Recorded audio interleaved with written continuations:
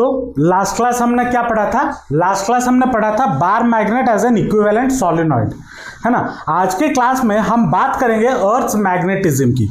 थोड़ा थियोरिटिकल है, कॉन्सेप्चुअल है, इसको पहले समझते हैं, कहानी इसको समझते हैं, फिर इसको धीरे धीरे हम आराम से एब्जॉर्व करेंगे। बच्चों को जनरली इसमें इस टॉपिक में कंफ्यूजन रहता है और है भी थोड़ा कंफ्यूजिंग, तो इसको पूरा थोड़ा समझेंगे। हमारा अर्थ का ज्योग्राफी के बारे में थोड़ा बात करेंगे जो हमने छोटे क्लासेस में की हुई है, छोटे क्लासेस में आपने पढ़ा भी होगा, लेकिन आज की क्लास में हम पूरा डिटेल में इसको समझेंगे जिससे हमें अच्छे से समझ में आ जाए, ठीक है।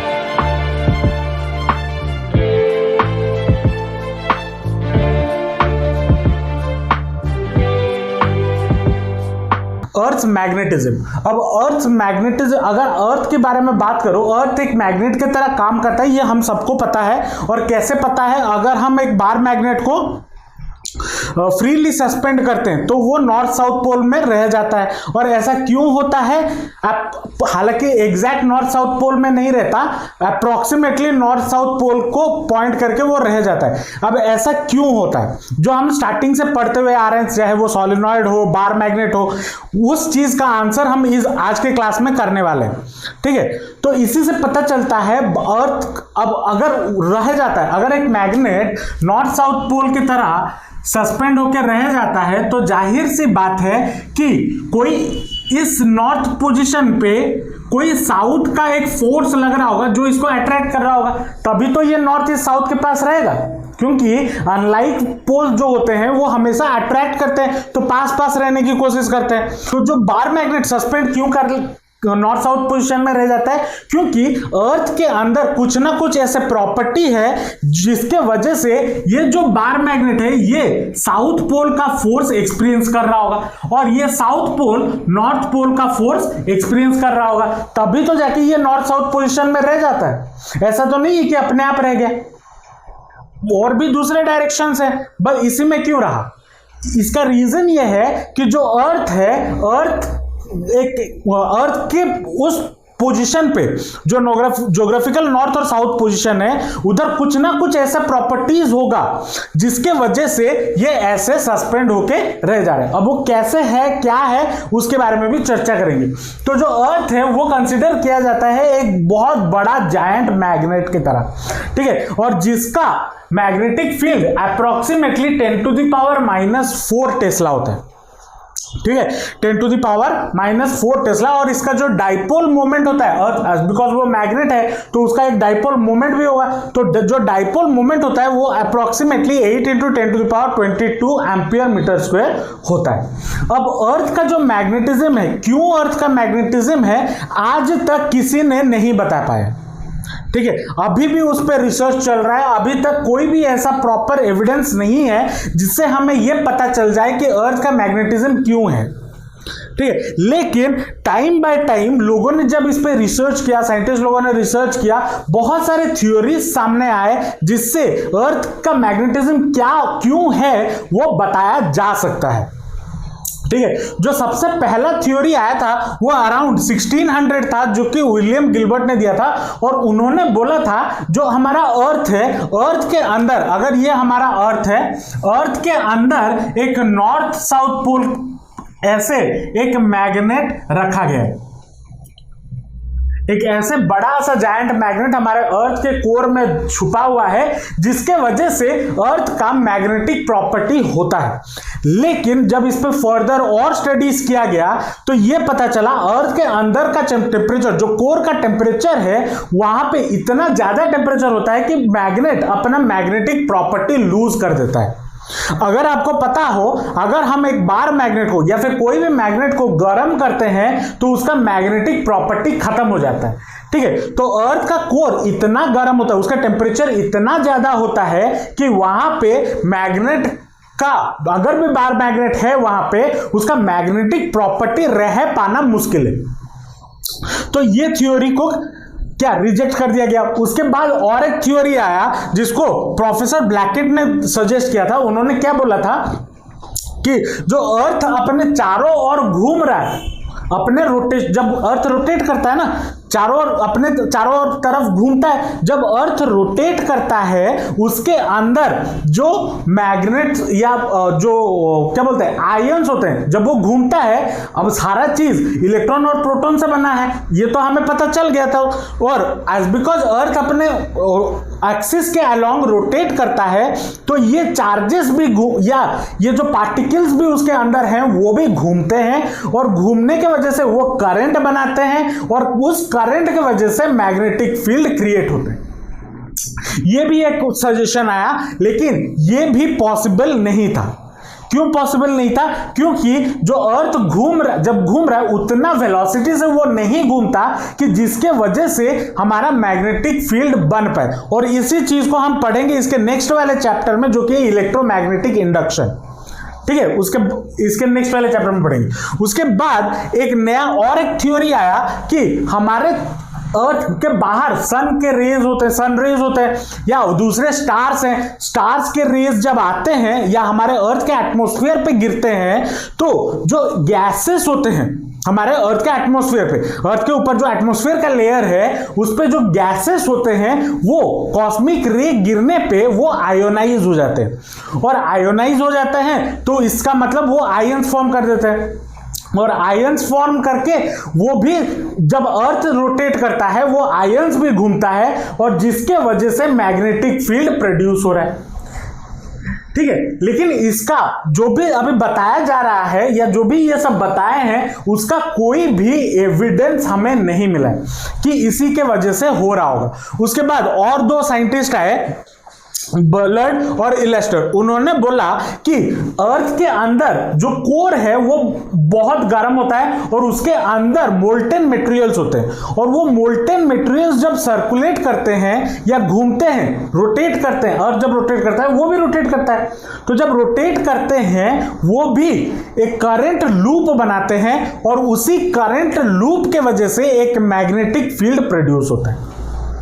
तो ऐसे बहुत सारे थ्योरीज दिए गए प्रूफ करने के लिए कि अर्थ का मैग्नेटिज्म क्यों है। लेकिन अब जैसा आपको पता है लाइट को हम कैसे पहचान सकते हैं ये लाइट है।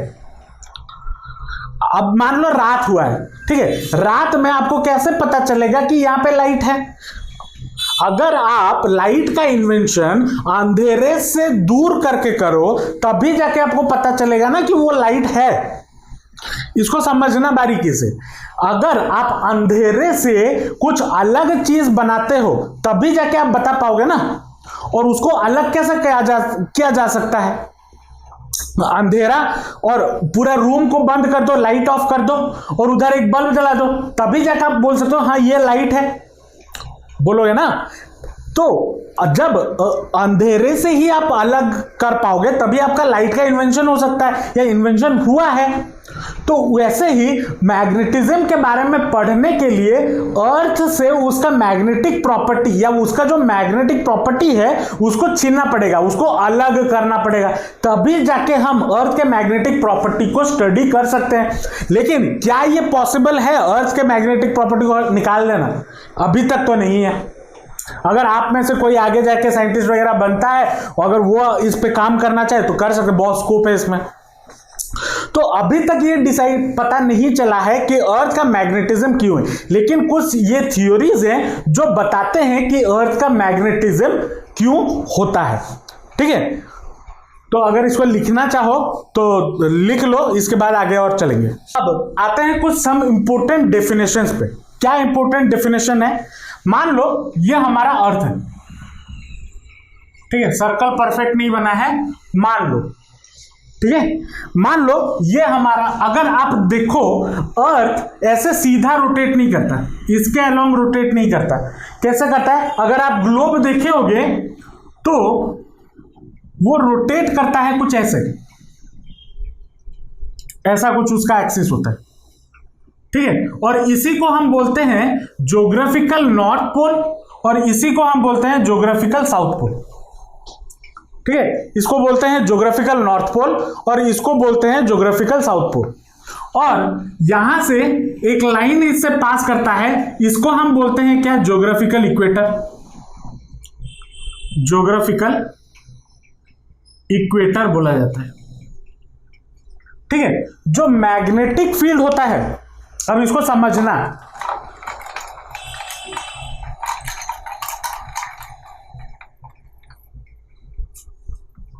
अब इसको समझना अच्छे से।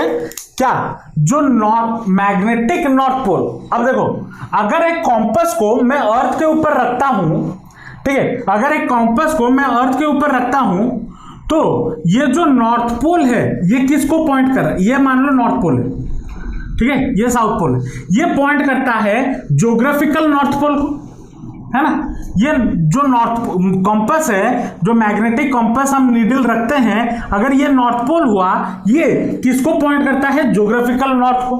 अगर वो ज्योग्राफिकल नॉर्थ को पॉइंट कर रहा होगा तो जाहिर सी बात है यहां पे एक मैग्नेट ऐसे होगा जो,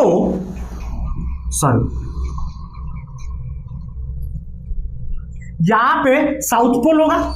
अगर मैं मानूं इसके अर्थ के अंदर एक बड़ा सा मैग्नेट रखा गया है, तो अगर मैं एक कॉम्पस रखता हूं और वो मुझे नॉर्थ पोजीशन दिखाता है, तो मतलब अर्थ के नॉर्थ पोल के पास क्या होगा, मैग्नेट, अर्थ के मैग्नेट का साउथ पोल होगा, और ज्योग्राफिकल साउथ पोल के पास मैग्नेट का नॉर्थ पोल होगा या नहीं होगा।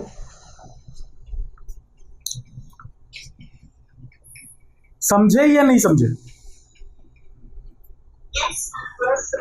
चलो, तो अगर यहां पे ये कॉम्पस है, ये इसका नॉर्थ पोल इधर है, साउथ पोल, और इधर नॉर्थ पोल। अब अगर ये मैग्नेट है, अब ये मैग्नेट को मैं हटा दे रहा हूं, ठीक है, ये तो एक चीज समझाना था। और दूसरा हम ये देखते हैं, मान लो ये हो गया आपका ज्योग्राफिकल नॉर्थ, और ये हो गया आपका ज्योग्राफिकल साउथ, ठीक है। जो मैग्नेटिक नॉर्थ और मैग्नेटिक साउथ होता है,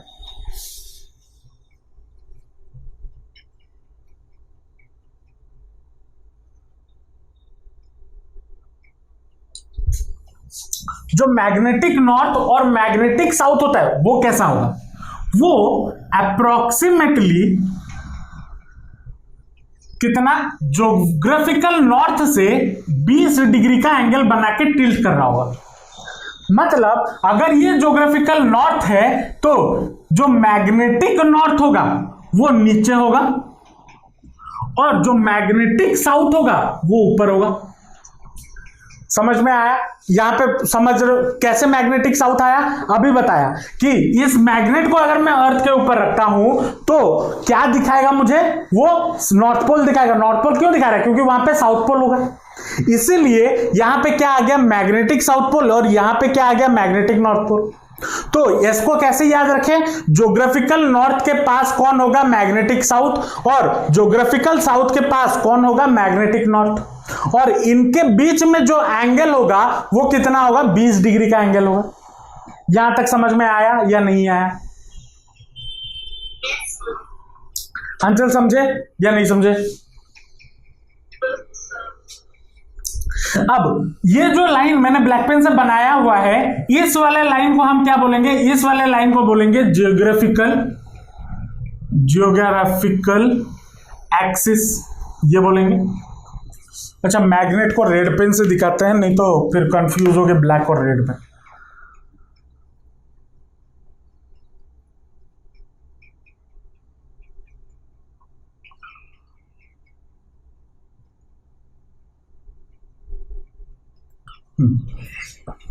ठीक है,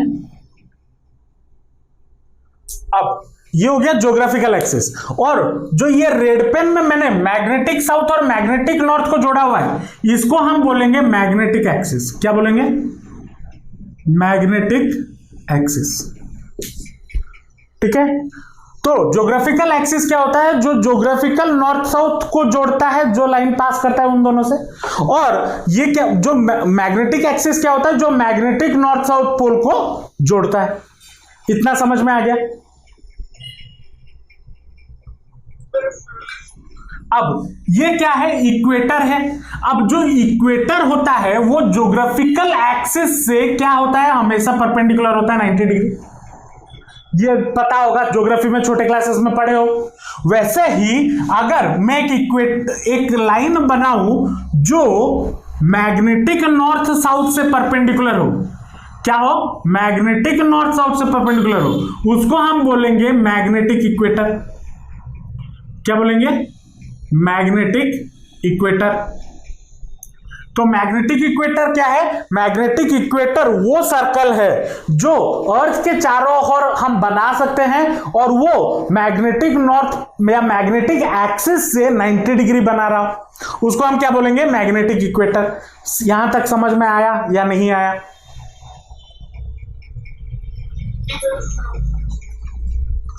बना लो डायग्राम, मेरे साथ साथ बनाते हुए जाओ, नहीं तो फिर बाद में इसमें एक ही डायग्राम में इतना घुस जाएगा कि हॉचपॉच हो जाएगा, कुछ समझ नहीं आएगा। तो धीरे धीरे तुम भी बनाते हुए जाओ साइड में, और 2 कलर के पेन का इस्तेमाल करना ताकि बाद में जब पढ़ो तो समझ में आए।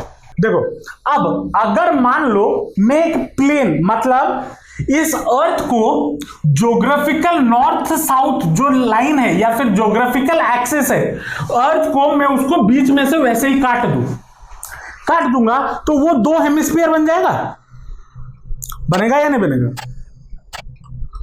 और उतना बड़ा आरी तो मेरे पास नहीं है कि काट दूं। तो इमेजिनरी सोचना कि अगर मैं एक प्लेन को इस एक्सिस के थ्रू पास करवा दूं, इस एक्सिस के, कौन से एक्सिस के, ज्योग्राफिकल एक्सिस के थ्रू पास करवा दूं, आर पार करवा दूं, ठीक है, आर पार अगर करवा दूं तो उस प्लेन को हम बोलते हैं ज्योग्राफिक मेरिडियन। ठीक है, तो ज्योग्राफिक मेरिडियन क्या होता है, ज्योग्राफिक मेरिडियन क्या होता है, a vertical plane passing through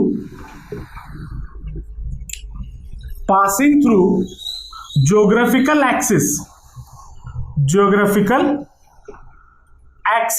उसी को हम बोलते हैं, उस प्लेन को हम क्या बोलते हैं, ज्योग्राफिक मेरिडियन। समझ में आया ज्योग्राफिक मेरिडियन क्या होता है? अगर मैं एक प्लेन को, ठीक है, लाइन को नहीं, प्लेन को ज्योग्राफिक एक्सिस से कट करवा दूं या पास करवा दूं तो उसी प्लेन को हम बोलेंगे geographic meridian.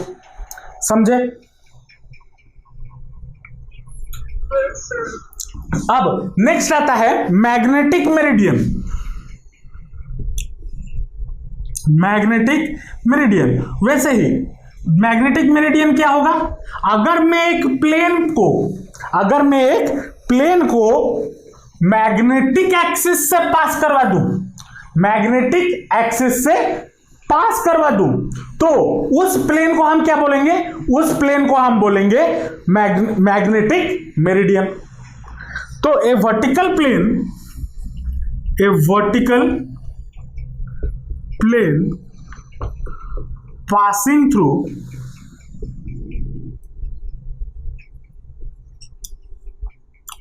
magnetic axis is known as magnetic meridian। समझ में आया ज्योग्राफिक एक्सिस क्या होता है, मैग्नेटिक एक्सिस क्या होता है, ज्योग्राफिकल इक्वेटर क्या होता है, मैग्नेटिक इक्वेटर क्या होता है, ज्योग्राफिकल मेरिडियन क्या होता है और मैग्नेटिक मेरिडियन क्या होता है। सब समझ में आया या नहीं आया?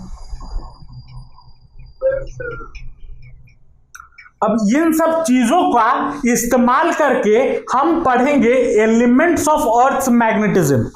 ठीक है, तो इन सब चीजों को ध्यान में रखना। अभी मैं इसको अगर लिखना चाहो तो लिख लो, मैं मिटाऊंगा, फिर उस पर और चीजें पढ़ेंगे। नेक्स्ट जो टॉपिक है वो है elements of earth magnetic field. ठीक है, elements of earth magnetic field में हमें 3 एलिमेंट्स के बारे में पढ़ना है। एक है नंबर 1 एंगल ऑफ डिक्लाइनेशन, दूसरा होता है एंगल ऑफ डिप, या फिर इसको बोला जाता है एंगल ऑफ इंक्लाइनेशन भी बोला जाता है। ठीक है, और तीसरा है horizontal component of earth magnetic field. जो तीसरा कंपोनेंट है वो है horizontal component of earth magnetic field. अब इस तीनों कंपोनेंट को पढ़ते हैं और थोड़ा समझते हैं क्या है ये। नंबर 1 में आता है एंगल ऑफ डिक्लाइनेशन, ठीक है, एंगल ऑफ डिक्लाइनेशन, इस एंगल ऑफ डिक्लाइनेशन को रिप्रेजेंट किया जाता है अल्फा से, ठीक है, एंगल ऑफ डिक्लाइनेशन को रिप्रेजेंट किया जाता है अल्फा से। और ये क्या होता है, एंगल बिटवीन, याद रखना, डेफिनेशन याद रखना, angle between geographic meridian and magnetic meridian, ठीक है। अभी मैंने दो चीजें बताई, ज्योग्राफिक मेरिडियन क्या होता है और मैग्नेटिक मेरिडियन क्या होता है। मान लो ये ज्योग्राफिक मेरिडियन है, ठीक है, ये हो गया क्या, ज्योग्राफिक मेरिडियन, और एक हो गया यहां पे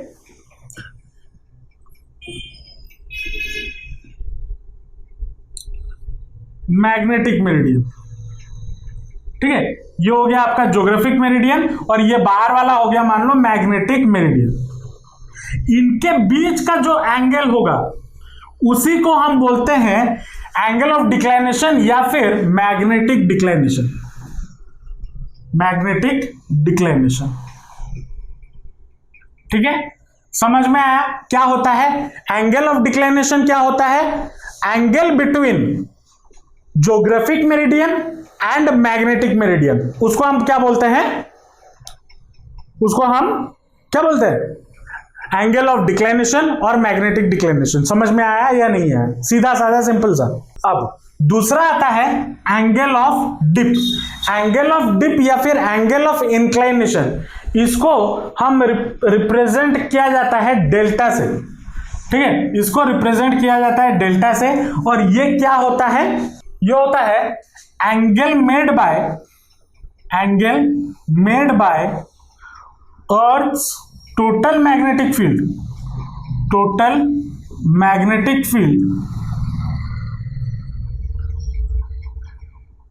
with horizontal direction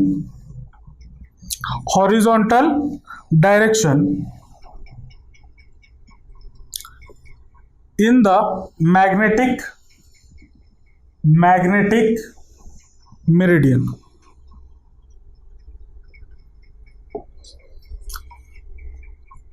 ठीक है। अब इसको समझते हैं, मान लो मैं यहां पे एक मैग्नेटिक नीडल रख देता हूं, ठीक है, मैग्नेटिक नीडल रख देता हूं, ये आपका नॉर्थ हो गया, ये आपका साउथ हो गया। तो यहां से मैग्नेटिक फील्ड या अर्थ का मैग्नेटिक फील्ड का डायरेक्शन किधर होगा,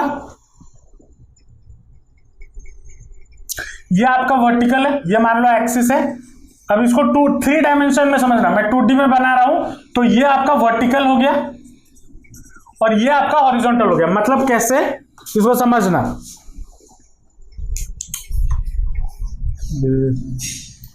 इसको समझना, देखो, अगर मान लो ये वर्टिकल हो गया और ये हॉरिजॉन्टल हो गया, ठीक है, हॉरिजॉन्टल 2D में, 3D में, ये वर्टिकल, ये हॉरिजॉन्टल, ये वर्टिकल है और मैग्नेटिक नीडल जो है वो ऐसे रखा गया है, ठीक है, और ये इस डायरेक्शन में, ये वर्टिकल है, मैग्नेटिक नीडल ऐसे है, ठीक है, और इस डायरेक्शन में आपका क्या होगा, मैग्नेटिक फील्ड का डायरेक्शन होगा या नहीं होगा। जिस डायरेक्शन में मैग्नेटिक नीडल पॉइंट कर रहा होगा वो डायरेक्शन आपका मैग्नेटिक फील्ड का डायरेक्शन होगा या नहीं होगा। अब अगर मैं यहां पे एक मान लो ज्योग्राफिक मेरिडियन बनाता हूं, ज्योग्राफिक मेरिडियन कैसा होगा, ऐसे प्लेन जो सीधा जा रहा होगा, और मैग्नेटिक मेरिडियन कैसा होगा, जो इसी से कुछ एंगल बना के जा रहा होगा। अब यहां पे मैं प्लेन नहीं बना ही देता हूं, ये मान लो हो गया जो डॉटेड लाइन में बनाया हुआ है, ये हो गया आपका क्या, मैग्नेटिक मेरिडियन,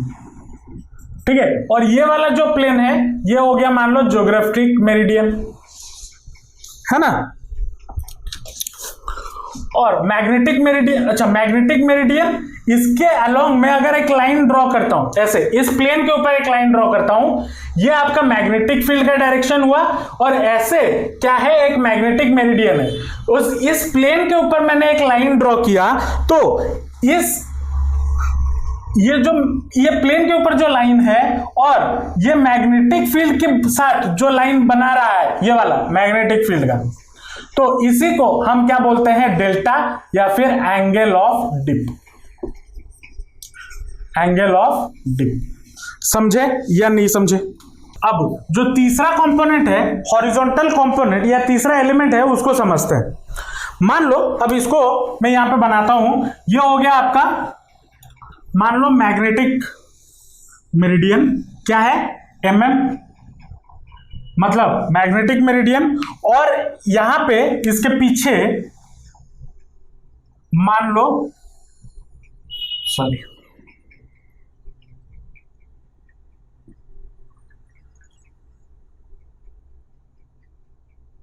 ये है आपका ज्योग्राफिक मेरिडियन जी, ठीक है। इनके बीच में जो एंगल होता था उसको मैं क्या बोला, डिक्लाइनेशन, अल्फा होता है ना, बोला ना स्टार्टिंग में। इनके बीच में जो एंगल होता है वो क्या होता है, डिक्लाइनेशन होता है। अब मान लो मैं यहां पे एक मैग्नेटिक नीडल रखता हूं या सस्पेंड करता हूं, जो भी बोल दो, ठीक है। मैग्नेटिक नीडल यहां पे एक रखता हूं, ठीक है, परफेक्ट नहीं बनाया। तो यहां से अगर ऐसे ये नॉर्थ पोल मान लो है, तो यहां से अगर मैं एक लाइन ड्रॉ करते हुए जाऊं तो ये आपका जो लाइन है वो क्या रिप्रेजेंट करेगा, मैग्नेटिक फील्ड, अर्थ का मैग्नेटिक फील्ड का डायरेक्शन रिप्रेजेंट करेगा या नहीं करेगा। अब मैंने क्या बोला, मैग्नेटिक मेरिडियन और मैग्नेटिक फील्ड के बीच में जो एंगल होगा उसको हम क्या बोलेंगे, एंगल ऑफ डिप या डेल्टा बोलेंगे या नहीं बोलेंगे। अब इस बी को अगर मैं दो कंपोनेंट में तोड़ूं, क्या, एक ये वाला कंपोनेंट और एक ये वाला कंपोनेंट, ठीक है, ये हो गया वर्टिकल कंपोनेंट क्योंकि ऐसे आ रहा है, और ये हो गया हॉरिजॉन्टल कंपोनेंट BH, और इसी कंपोनेंट को हम क्या बोलते हैं, horizontal component of earth magnetic field. तो BH क्या है या ये क्या है, इसका डेफिनेशन क्या है, लिख लो एक बार नहीं तो भूल जाओगे। Component of earth magnetic field, component of Earth's magnetic field in the horizontal direction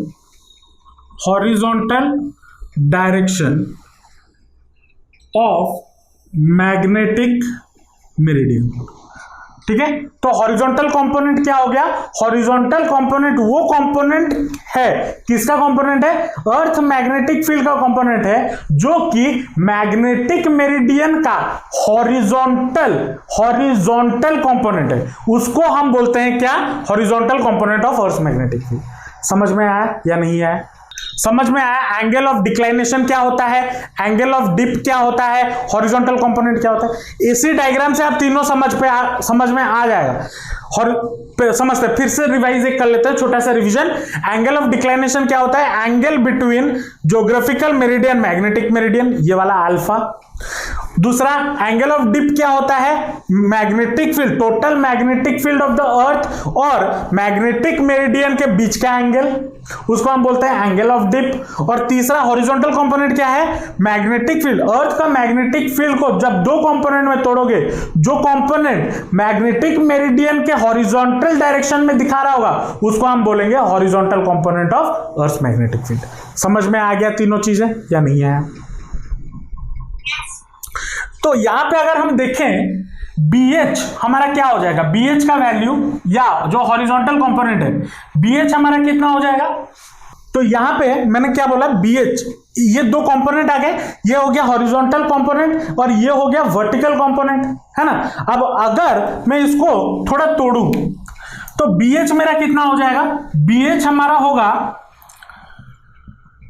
B cos delta, होगा या नहीं होगा, ये वाला cos कंपोनेंट हो जाएगा, होगा ना, जिसके साथ एंगल है वो cos और जिसके साथ नहीं है वो क्या हो जाएगा, BV मेरा कितना हो जाएगा, BV मेरा हो जाएगा B sin थीटा, फी साइन डेल्टा। बनेगा या नहीं बनेगा, बनेगा या नहीं बनेगा। अब यहां पे याद रखने वाला कुछ चीजें जो एमसीक्यू के फॉर्म में एग्जाम में आपको पूछा जा सकता है, ठीक है। इक्वेटर पे, एट इक्वेटर जो डेल्टा का वैल्यू होता है वो होता है 0 डिग्री, और एट पोल्स, चाहे वो नॉर्थ पोल हो या साउथ पोल हो, डेल्टा का वैल्यू आपका हो जाता है 90 डिग्री। ठीक है, इसको याद रखना। तो यहां पे अगर हम देखें तो ये BH और BV क्या हो जाएगा, BH हमारा B cos डेल्टा और BV हमारा हो जाएगा B sin theta, B sin delta. अब अगर मैं रिलेशनशिप निकालना चाहूं 1 2 3 ये तीनों एलिमेंट के बीच में, तो कैसा होगा रिलेशनशिप बिटवीन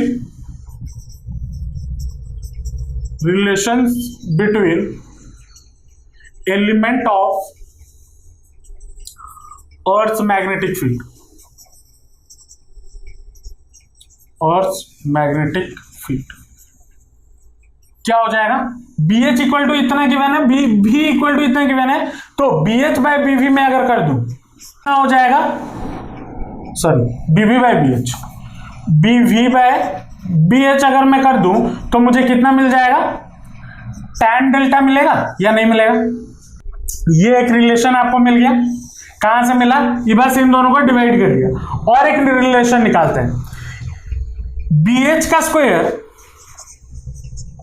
प्लस BV का स्क्वायर करते हैं तो मुझे कितना मिलेगा, B square cos square delta plus B square sine square delta, तो कितना हो जाएगा, B स्क्वायर कॉमन ले लिया तो cos square delta plus sine square delta, और cos square theta plus sine square theta equal to कितना होता है 1, तो B स्क्वायर, तो BH square plus BV square मुझे कितना मिल गया, B का स्क्वायर मिला या नहीं मिला। तो magnetic field B equal to कितना हो जाएगा, या अर्थ का total magnetic field equal to कितना हो जाएगा, BH का स्क्वायर प्लस BV का स्क्वायर का रूट ओवर, मिलेगा या नहीं मिलेगा,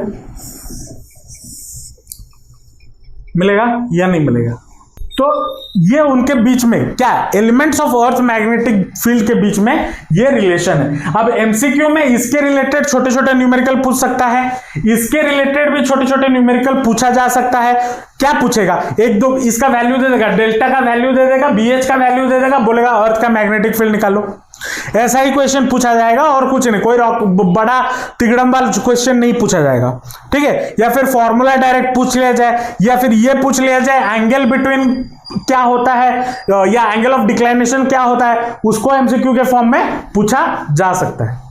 ठीक है, तो ये था आपका कहानी अर्थ मैग्नेटिज्म का और एलिमेंट्स ऑफ अर्थ मैग्नेटिज्म का। समझ में आया या नहीं आया। तो और इसी के साथ 2022 में जो आपका चैप्टर नंबर 5 है मैग्नेटिज्म एंड मैटर, उसका सिलेबस खत्म होता है 2022 में, जो सिलेबस आपका रिड्यूस्ड हुआ है।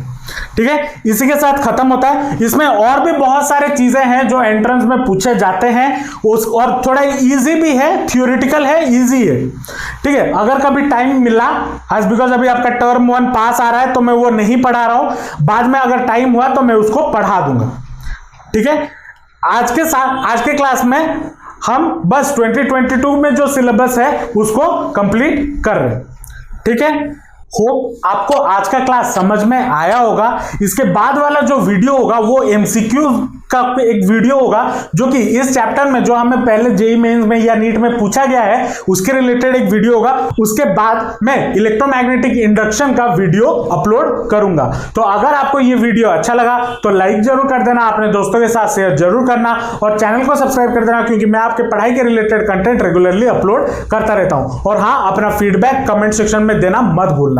तो मिलते हैं नेक्स्ट वीडियो में। Till then all the best, जमकर पढ़ाई करते रहिए and thanks for watching the video.